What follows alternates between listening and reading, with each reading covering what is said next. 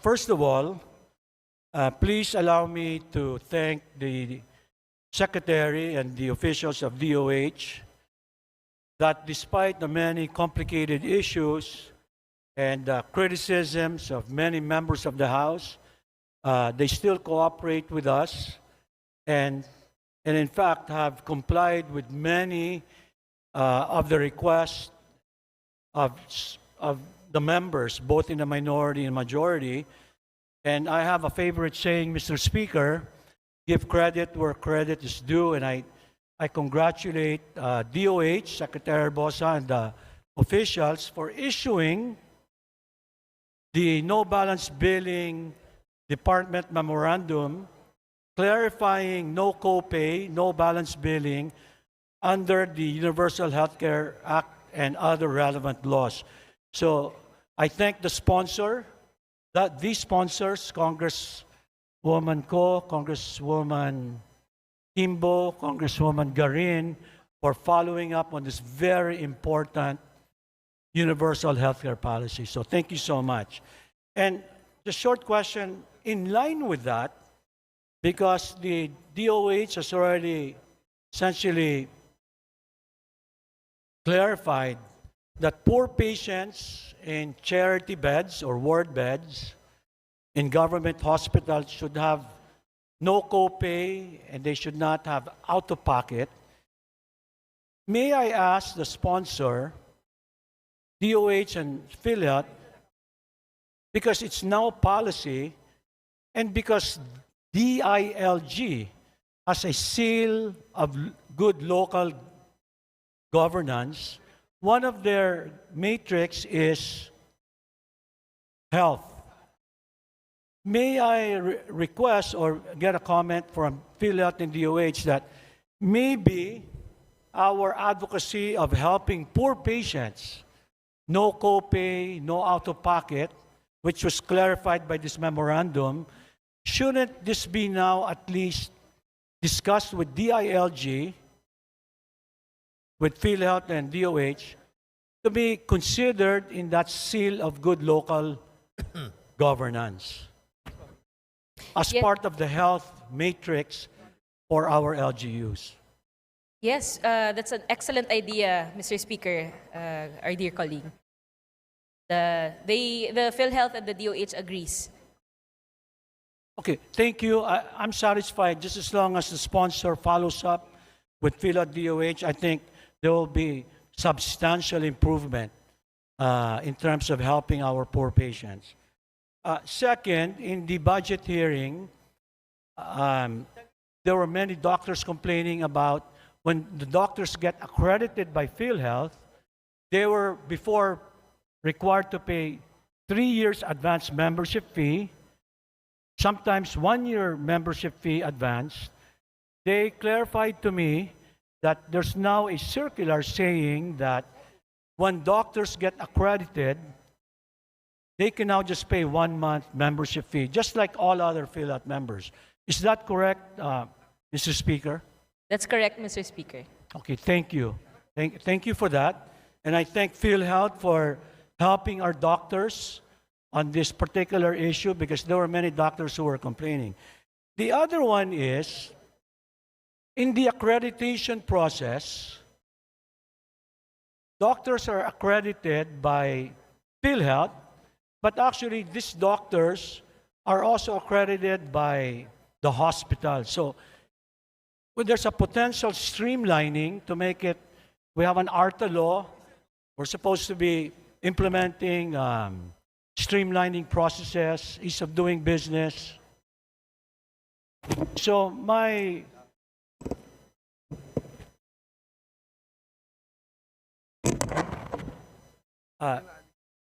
okay, Mr. Speaker, may I move to spend just a few minutes again? As I was saying, doctors are complaining about the red tape in terms of PhilHealth accreditation.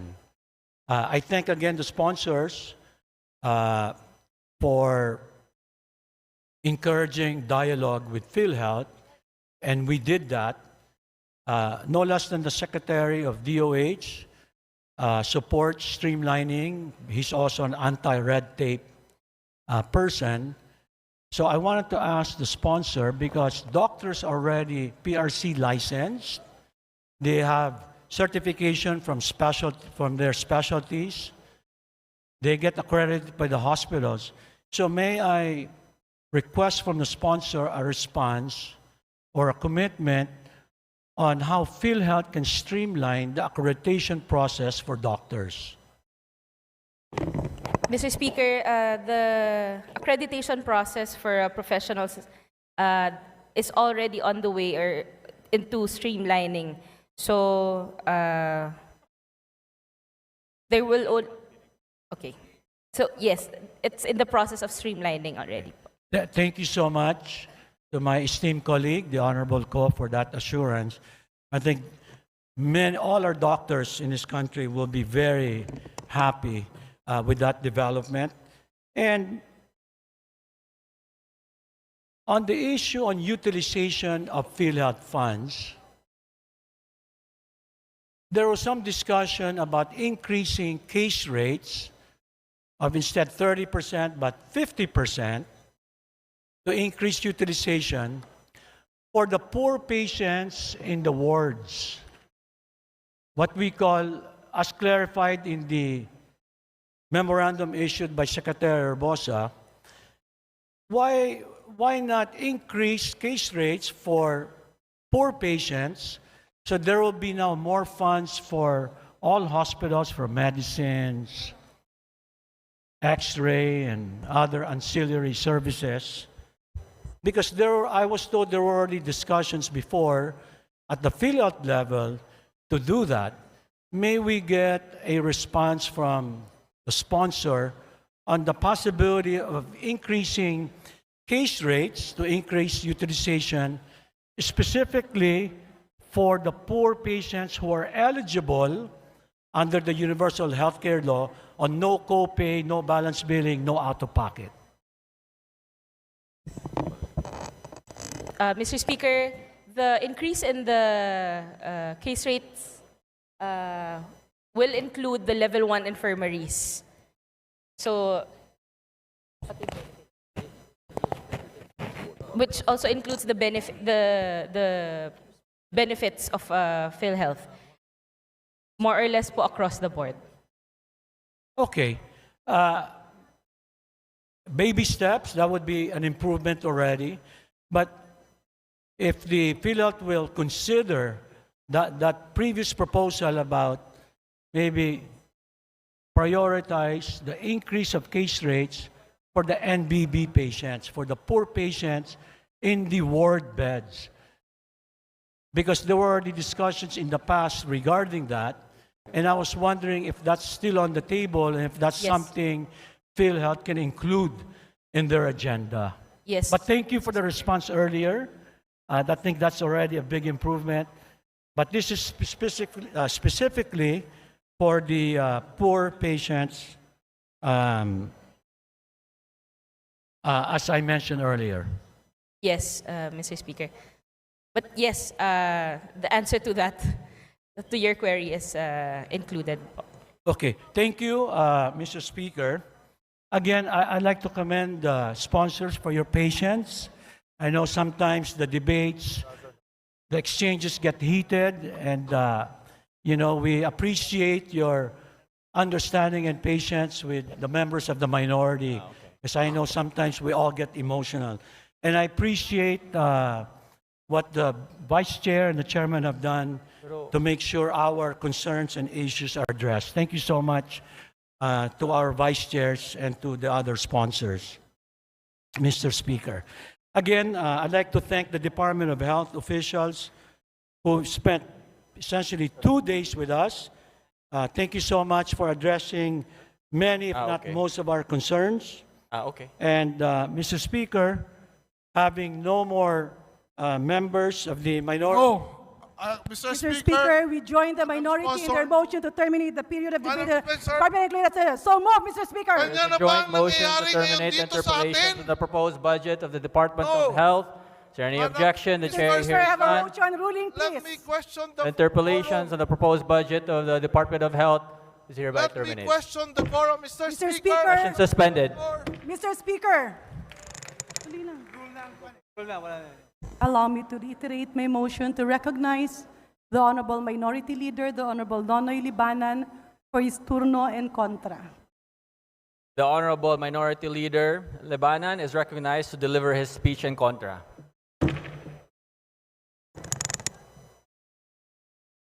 Mr. Speaker, my esteemed colleagues, I stand before you today to express some of our concerns regarding House Bill number 10800, or the 2025 General Appropriations Bill, that proposes a budget of 6.352 trillion pesos for the national expenditure. While the administration has reported notable progress in economic growth, poverty reduction, and fiscal management, allocation of funds, and the missed opportunities for transformative infrastructure development that could define the future of our nation. Mr. Speaker, despite these challenges, we finished the deliberation of the budget for the fiscal year 2025 in a record number of session days of 8 days, showing quick and effective decision-making. May I laud the members of the minority for their exhaustive interpellation of the agencies, and also for the patience of the majority in defending the budget proposals. In scrutinizing the budget of each government agency, we are fulfilling our mandate under the Constitution by ensuring the proper spending of our people's money.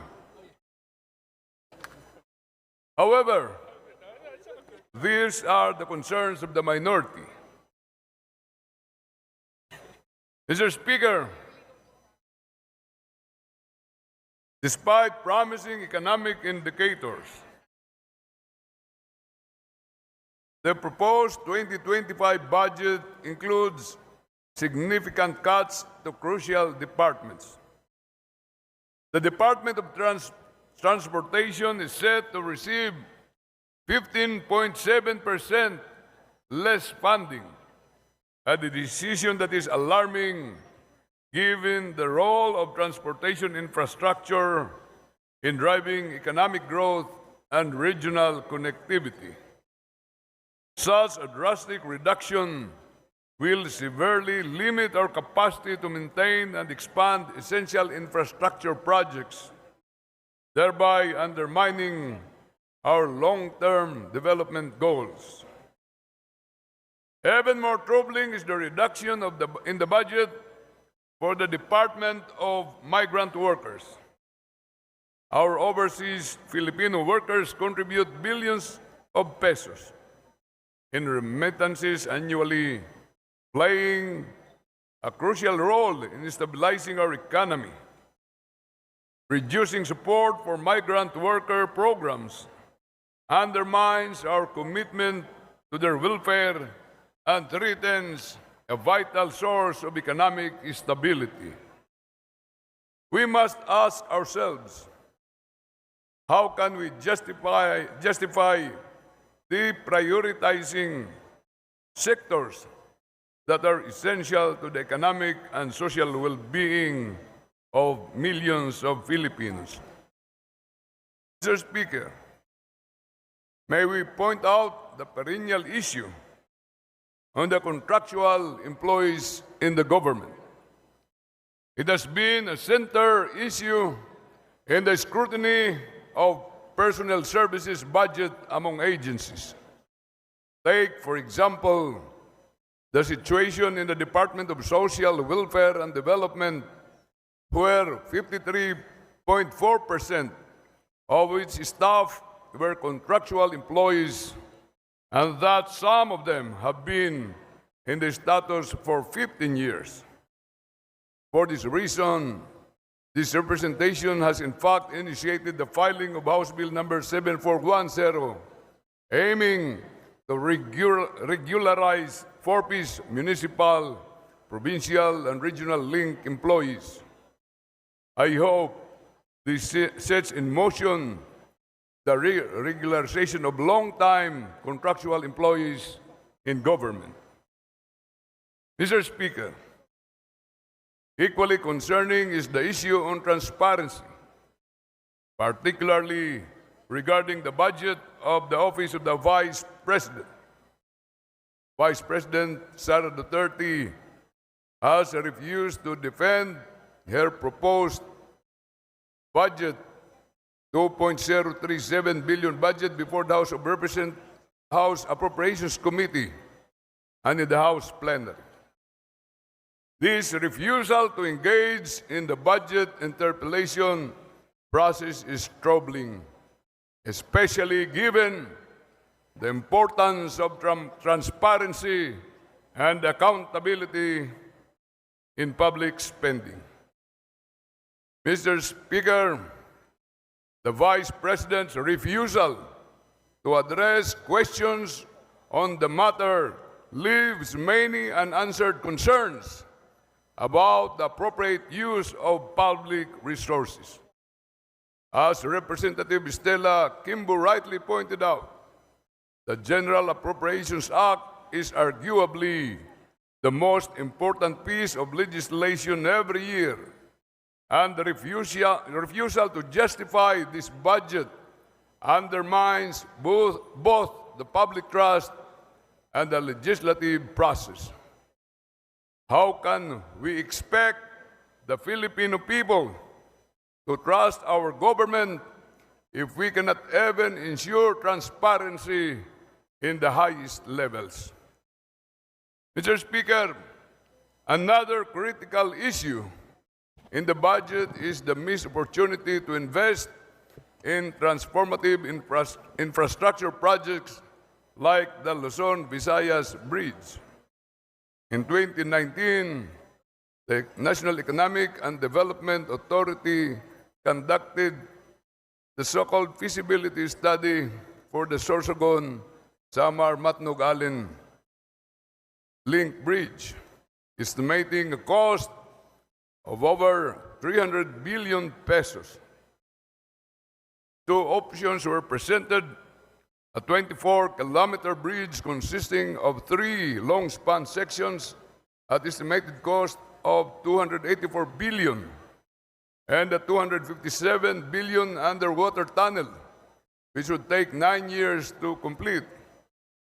These projects could bridge the gap between the Luzon and Visayas, greatly enhancing national unity and economic integration.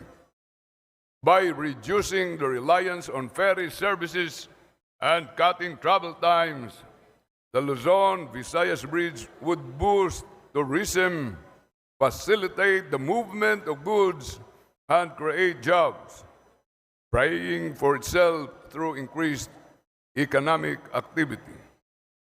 Mr. Speaker, countries like Bangladesh with its Padma Bridge and Norway with its exploration of submerged tunnels have proven that bold investments in infrastructure can be game changers.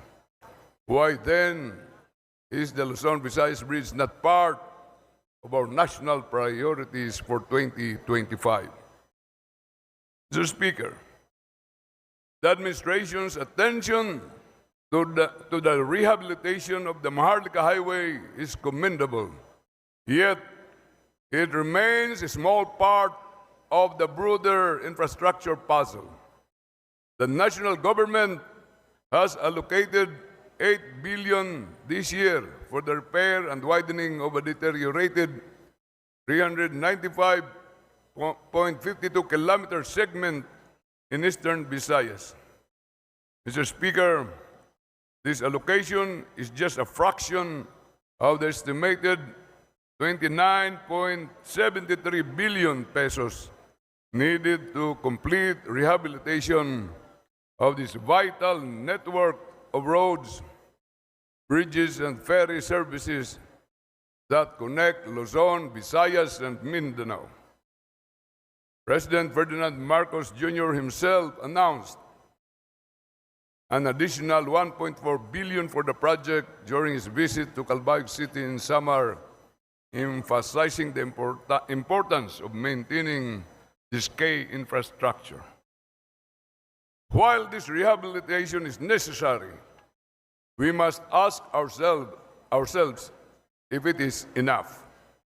The Maharlika Highway, though vital, is only one part of our national infrastructure